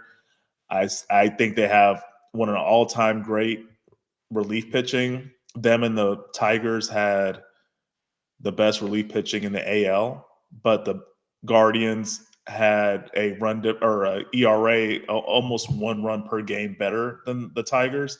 That's how big the gap between 1 and 2 was. That's how good the Guardians relief pitching was. It was comical because in 2024, if the Guardians had the lead on you after 6 innings, it was over. It was over. They won the game. Kansas City, another team that could win this division. Bobby Witt Jr. If it wasn't for Aaron Judge, he was the MVP last season, and I think he's going to be even better this season. My question is, they have a really good rotation: Seth Lugo, Waka, Lorenzen, really good starters. They have a 34-year-old future, possibly Hall of Famer, in Salvador Perez. How much longer can he stay at catcher before you have to switch him to another position? And I don't know. I don't even know if you do that because his value is catcher. Kind of like Joe Mauer with the Twins back in the day. Oh, but Joe Mauer did transition to first for a couple of years, and I'm not saying that Salvador doesn't hit well, but his strength is catching, and now the great thing is he hasn't missed a lot of time. He's consistently played. Is he the last one from the World Series? Yeah, he's the last one. Always been a Royal. He's about to, in a few years, if he stays with Kansas City at catcher, I think he'll tie, Johnny Bench or so. There's some players that have only played catcher for one team in their entire career. I think it's like 370 games away or something like that. Something like that. He's going to end up when he retires as maybe it's George Brett and Salvador Perez when you think of the Royals Mount Rushmore 1 and 2. Which is crazy because no one really thinks of Salvador Perez in that mode because they had such a gap between really good teams. But this guy's been consistently good. He's been consistently there. Doesn't miss games. To me, I think in 5 years, whenever he retires, I think he will end up being in the Hall of Fame. I don't think he's a first ballot or anything. I think it'll be a while, but yeah, I think he'll get in. You know, and to go back to the whole division, this feels like a division where we're going to look in the next 5 years and we're going to have like 4 different division winners. And all these teams are going to be right around each other. And I don't know what that means in the playoffs. Now, I have 2 making it, but the reason why I have 2 making it is I was just being more just like, okay, I'm going to just pick a wild card team from each division because it kind of feels like it's one of those years like that. As good as the AL East is, and Mario Scott said it's the best division in all of sports, I don't necessarily disagree, but it's really hard for that type of division to have back-to-back years that they had like last year. I mean, the AL East was just freaking phenomenal last year. And this is not college football or college sports where there's a voting system for rankings. This is based off of record only. Yeah, good point. If these teams are not gonna, I mean, they're just gonna beat each other up. That's what's gonna happen in the East. They're just gonna beat each other up. There's gonna be 3 really good teams, 1 mediocre, or 3 really good teams and 2 mediocre. And that third team that's really good is probably not gonna make the playoffs, or maybe they will. I mean, I have the Orioles, Yankees, and Red Sox making, and I have the Tigers and Royals. I really think. Like, this is where you and I disagree when we talk about the West. I don't think there will be a wild card in the West just because of the changes that are going on in that division. All right, let's go to the West as we'll finish up the American League. You and I both have the Rangers. I just had to go different logos. You know, I like to be different. I think this is, again, there are 3 teams that the Rangers, the Mariners, and the Astros, all 3 won't shock me if one of them wins the division. It also won't shock me if the other 2 make the wild card or don't make the wild card. The AL West is very much a 3-team division. You know, you're a little bit more positive about the A's. I kind of feel like the A's might be this year's Chicago, and end up winning like 45 games, because I think the thing that people aren't talking about is they're going to wake up every day going, we're playing in a minor league park. We're in Sacramento. That's going to weigh on them. That might, but the Sacramento A's for the next 3 seasons. I know, just the A's. Remember, they're just the Athletics for the next 3 years. Oh, I thought they were going to be called the Sacramento A's. Okay, if I'm not mistaken, I think they're just going with the A's. Oh, that's even funnier. I love it.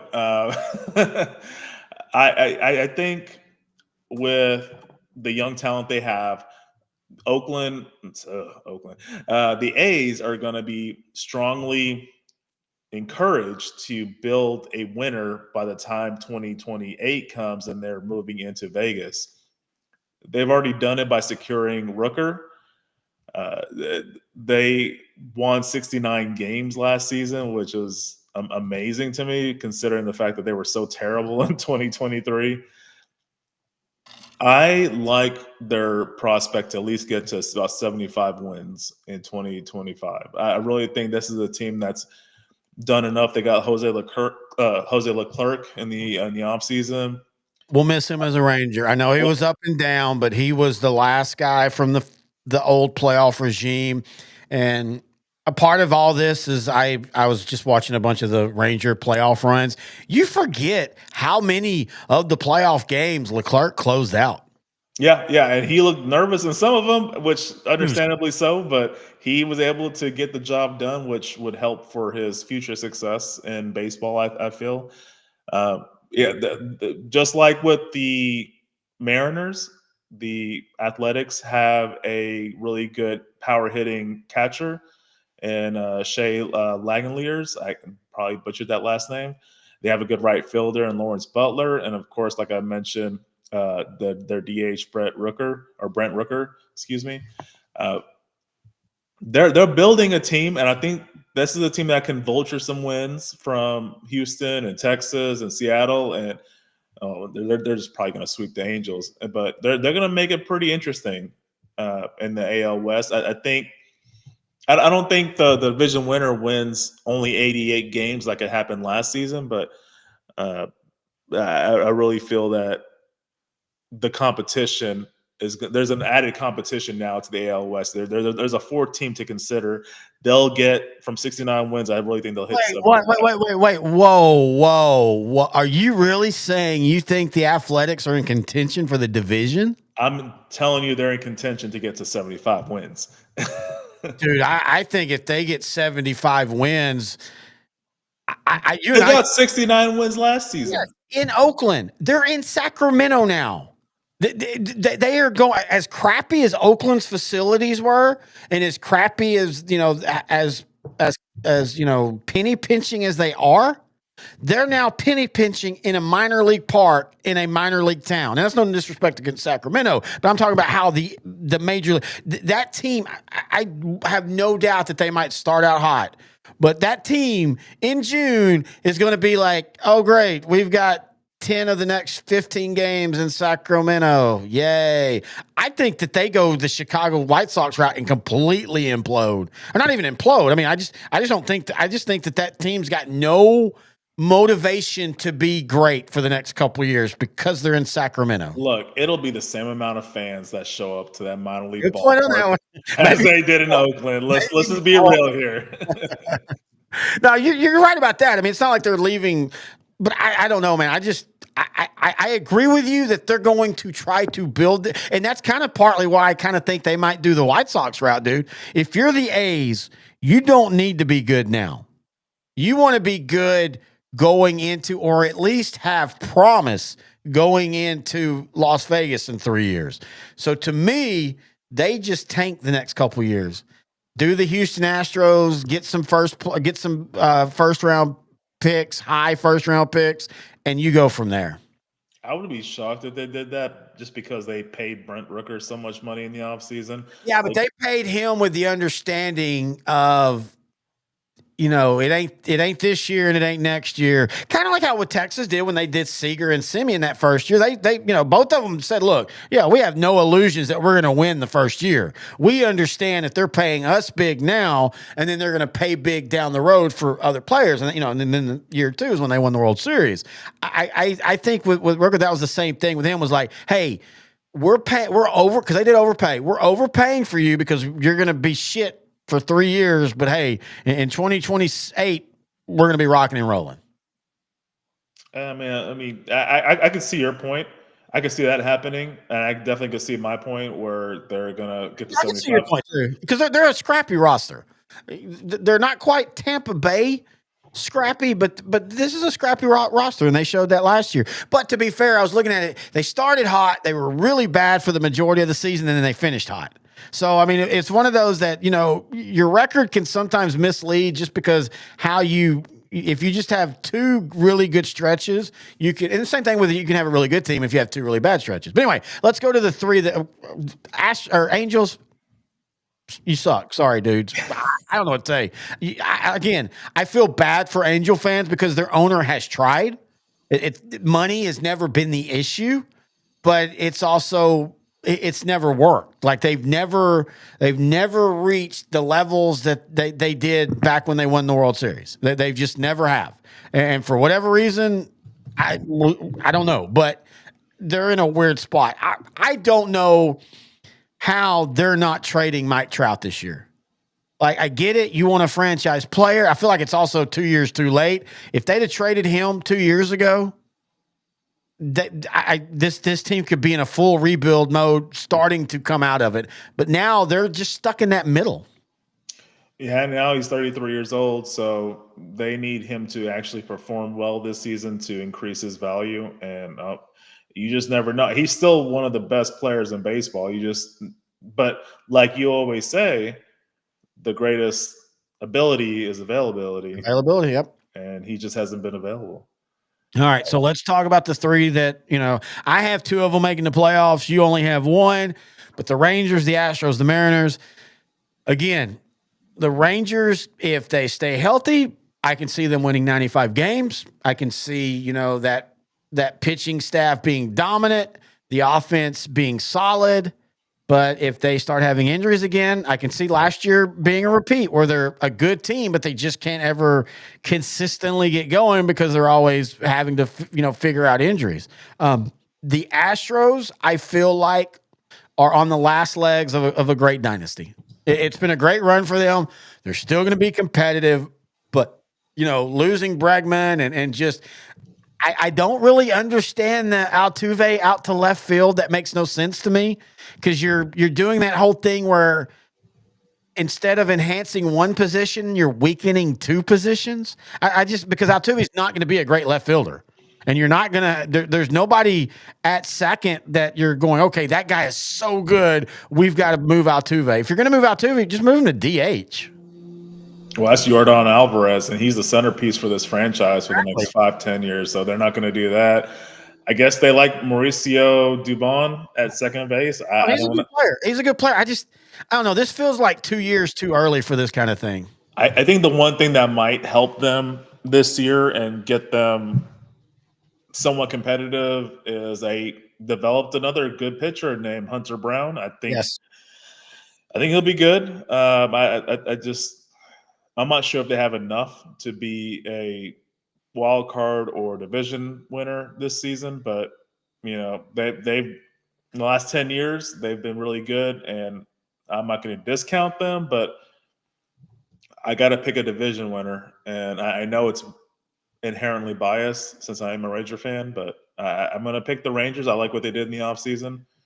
I don't like that Gray's hurt, a fractured wrist. That sucks. It would have been good to have Mad Max Scherzer here, but it is what it is. But a healthy Jacob deGrom can fix all. Well, and again, that's going to be the issue, and that was always the issue. And he looked good when he came back for the few games at the end of the last year, and he's looked good in camp. John Gray getting hurt sucks, but Kumar Rocker, Howell, he's kind of struggled, but Jack Leiter has looked really good at times. And you know what? With losing Kirby Yates to the Dodgers, and they lost another guy too. Hold on one second. Dave Robinson and Leclerc. I almost feel like Leiter might be better off to start the season as a relief pitcher. He is. He might have to spot start because Gray, but here's my big prediction. And a lot of people thought John Gray might be the guy. I think by the time the All-Star break hits, Jack Leiter is the closer and doing great for Texas. I wouldn't mind that at all for this season. I mean, obviously you want him to be a full-time starter. I'm fine either way. Dude, look, I know baseball has changed now to where it's more about relief pitching than starting pitching, but he's Al Leiter's kid. Like you expect him to be a starter. I'm just saying though. But if he has the stuff and he can come out and he can, 65 appearances and 55 saves, I'm perfectly fine with that. I think the season for the Rangers, again, it rests on DeGrom, but it also rests on Nathan Eovaldi, who it feels like he's 5 games away in a season from making a case for a Cy Young. Eovaldi can be so wonderful, but like 2 games a month, he just gives up like 7 runs. So that's baseball. But it feels like with DeGrom, if DeGrom is there and Eovaldi can kind of be the number 2 guy, then he'll get the number 2 guy in the rotation against him. I think he's better. For the offense, you've got to have Garcia come back. He's got to bounce back. He was not terrible last year, but he struggled. Marcus Semien struggled. Again, just like with the pitching, injuries. Does Evan Carter come back? Is that back finally good? Josh Young, is his wrist finally good? If those 2 are healthy, and also Evan Carter has to learn to hit off left-handing. He's terrible against left-handing, but you've got other bat options where you can still kind of platoon him as he works his way against left-handers. But Jock Peterson, I love Nathaniel Lowe. He will go down as one of my favorite Rangers because he was just a consummate professional. He was way better than what people thought. Even now that he's left, I was just watching John Boy Media, and he was on there, and he's left the Rangers, but he was spouting the Ranger ring, and he was showing it off. He loved being a Ranger, and I wish he could have been a Ranger for life, but that's baseball. Jock Peterson at 32 had his best season last year. Now, that could be a flash in the pan, but this dude's always been solid.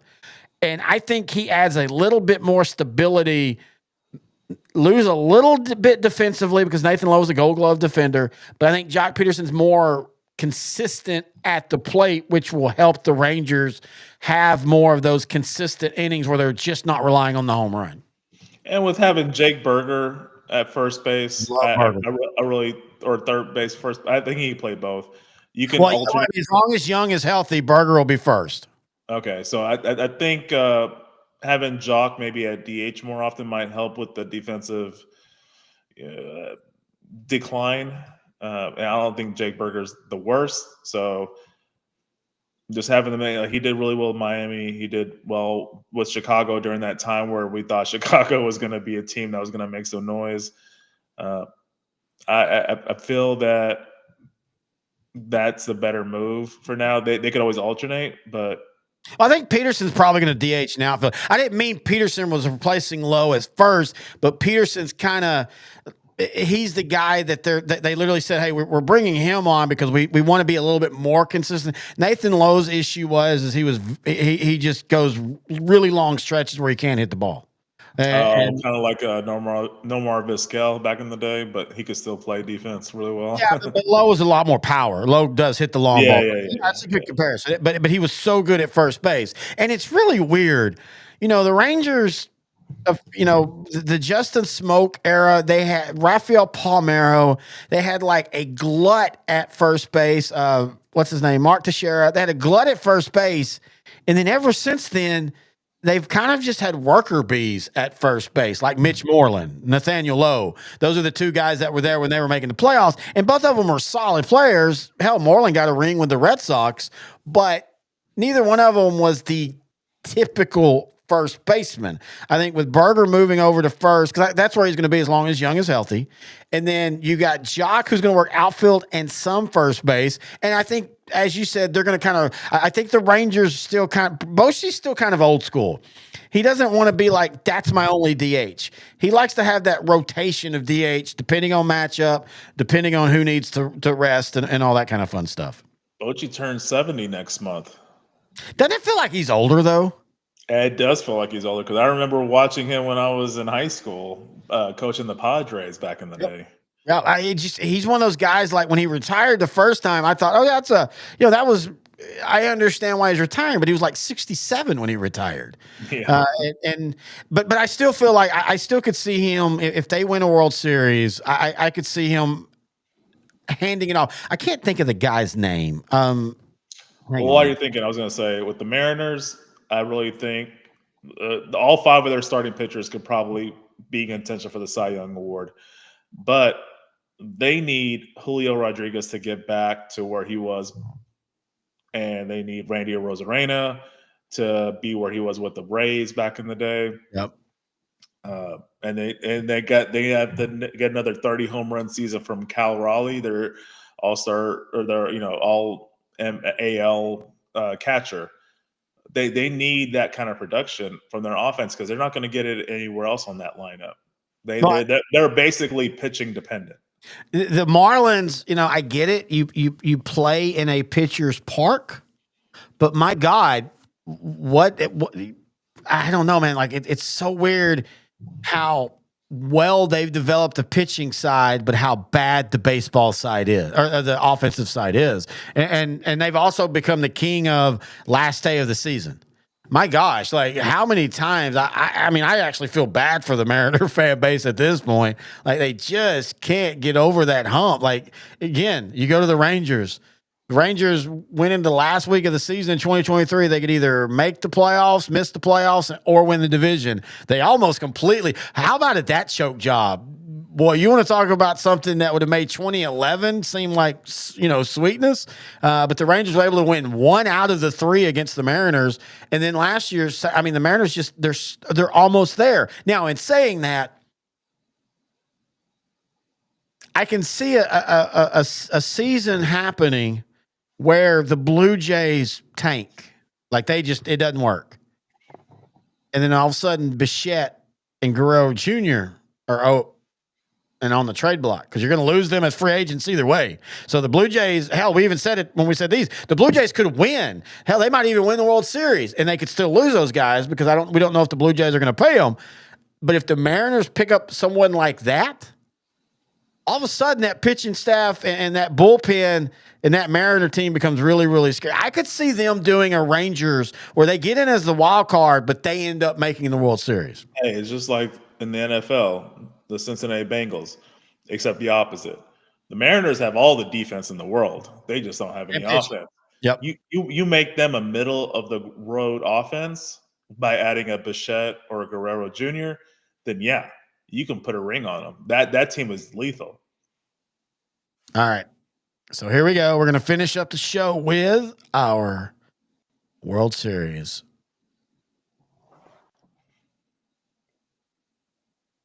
And Noe goes with Dodgers versus Detroit. You have the Dodgers winning in 6 games.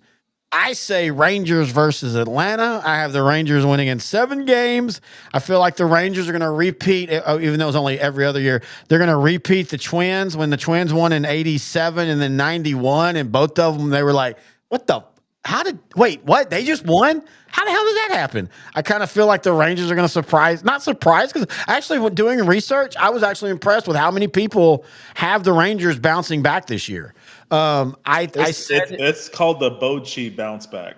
Well, and yes, and also the Rangers, again, we look at Seager and Simeon and their age, but the Rangers have also done a really good job over the last 4 years of getting young talent and cultivating it. And, this team, you've got, and of course, Simeon and Seager both have 4 or 5 years left if they want to play, but you've got a lot of depth underneath that, as long as Rocker and Leiter make that next step pitching wise, as long as Josh Young and Evan Carter stay healthy. That's the big thing for them. Can Garcia bounce back and become the guy that he was in 2023? And again, it wasn't like he was terrible last year, but he did have a down year. But you have the Detroit Tigers versus the LA Dodgers. That'd be an interesting World Series. Yeah, it'll be. I mean, I think this is more like a plucky underdog making it to the World Series. I think they'll have a nice Cinderella story. But again, just like with the Mariners, they have such a great pitching staff that it's hard for me to discount them. And on top of that, they have a pretty solid relief pitching staff. So starting pitching is great. Relief pitching is great. I think they'll just have enough offense to just get through some of these, like the wild card round, the divisional round, and the ALCS. But they're going to run to a juggernaut in the Dodgers, who top to bottom no one can match. And I think the Dodgers will repeat. I think they figured out how to finally break through. Yeah, just sign everybody. That's exactly right. Sign everybody. I said this at the beginning of the show as a little bit of a tease, but I think it's valid. I think the one team in the NL that could go toe-to-toe with them in a 7-game series is Atlanta, as long as Atlanta's healthy. Again, that's the big thing with the Braves. I think they will. I think you and I were talking about this, and I know, because we have a lot of our listeners are Astro fans because of the page we're on. And I know a lot of them will be like, oh, you are just being homers. But I legitimately feel like as long as they stay healthy, I think the Rangers win. And I think the Rangers might win comfortably in the AL West. I think the Rangers might finally break off and go over 98 wins. That's one of the weird things, is that the Rangers, even when they've won the division, they've never had a 100-win season. I think as long as they stay healthy, they could touch that this year. I like them, again, until Bruce Bochy loses in a World Series. I like what he does with the bullpen. He knows how to get the best out of an average bullpen in the playoffs. Again, we talked about Jose Leclerc, who had struggled. I always forget that Chapman's on that World Series team, and he had some scary moments, but he also had some shutdown moments. Bochy just knows how to pull those strings. So I think the Rangers win in a classic 7-game, and we see them win their second World Series. But if your World Series happens, I wouldn't hate that either. I've always had a soft spot for Detroit. I think because of 84, I was 9 years old and they just have this magical year where nobody can beat them. Like they started out like 31-5, like just they just couldn't be beat. And so I've always kind of liked Detroit. I also like their old stadium too. I love their old stadium, and it was 440 down center field. They had the pillars. It was beautiful. I like. They'll never make stadiums like that again, but it was very beautiful. Yeah, but the '84 Tigers, you could consider them one of the. We have to do a show like this where we consider like the greatest single season team ever. '84 Tigers, I'd put them up there. Oh heck yeah! Oh heck yeah! And it wasn't like they were bad around those years, but '84, everything hit. Lou Whitaker. 87 would have been it too. It had those crappy Twins come in and just beat them in 5 games. That was, dude. I love the Minnesota Twins of '87 and '91 are so fascinating because they won both years, but it wasn't like the same team. Like in '87, it was Jack Morris and Dan Gladden and people like that. Of course, Kirby Puckett was a threat on both of those teams. But then in '91, it was Chuck Knobloch and Scott Erickson and just these young guys, and they got so hot. And then you had the Braves, who were a lot closer to being the Buffalo Bills of baseball than people realize. They were able to pull out a couple World Series, so it made it okay. But I mean, they were so talented, but they would get to the World Series and just struggle. Yeah, and you think with the Braves, they were built on really good young pitching. You would think they would not have any issues, but yeah, it just didn't pan together for them in the World Series. Luckily, they broke through in the strike shortened season in '95, but it's hard for me to understand. I would have to go back and review the '90 Braves to understand really why they just couldn't win more than one World Series that decade. The best way to describe it is just like the Braves. Just like losing to the Twins. It wasn't like they were bad in those. They just got beat. The other team just did a little bit more.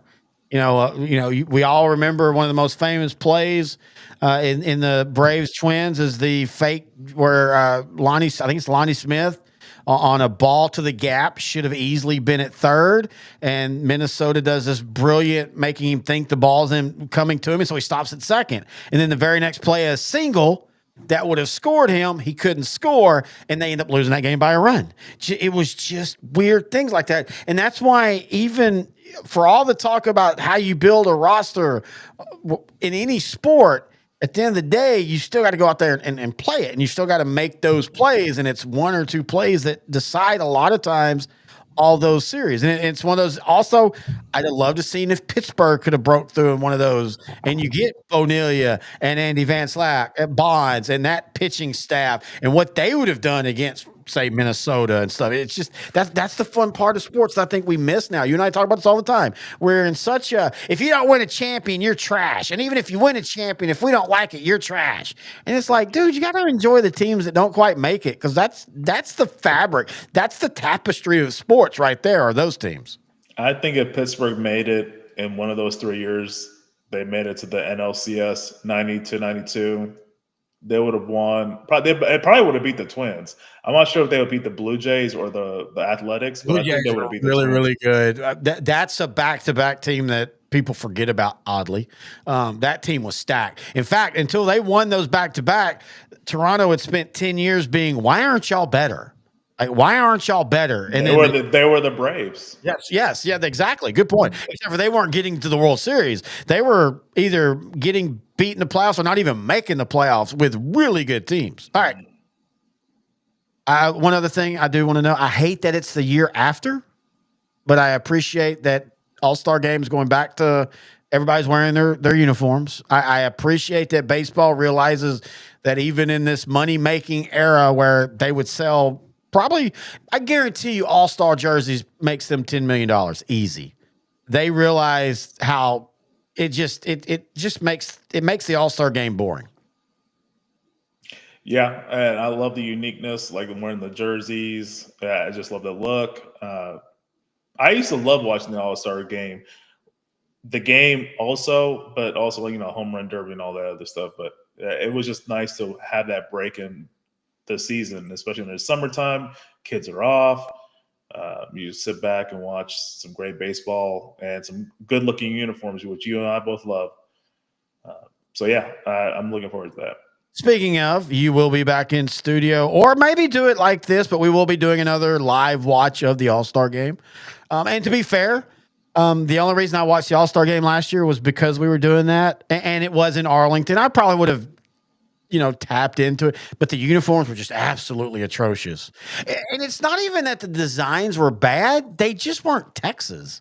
There was, that's the whole thing they had been doing over the last few years when they put the teams in all the same uniforms. It was supposed to represent the area, and nothing about those uniforms. You didn't think Texas. I don't know. I'm just glad they're going back to that. Agreed. All right. Oh, got one plug. I'd like to thank Corey with Grandeur Pest Services. Yes. Or Solutions, sorry. Grandeur Pest Solutions for saving me from a rat.